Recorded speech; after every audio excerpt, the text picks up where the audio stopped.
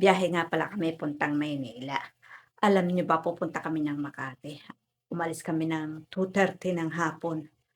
Ay, bumper to bumper ang traffic, grabe, usad pagong. Kaya ako pa-video-video, oh. May kukunin kasi kami sa Makati. Ayan tuloy, napaka-traffic. Grabe ang biyahe. Mahirap bumiyahe ng magpapasko 'no, nung December. Grabe pala talaga ang traffic ano. Kahit anong gawin mo hindi na mawawala ang traffic. Anong gagawin natin 'pag traffic? Ay, magdadakdak o kumanta. Eto, inabot na kami ng gabi wala pa kami sa patutunguhan namin, 'di ba? Wala pa aming susunduin. Alam niyo ba ang biyahe, 5 oras pati balikan na 'yun. Inabot kami ng 5 oras ano, grabe talaga ang traffic. Kung tutuusin mo dapat saglit lang 'yan, eh.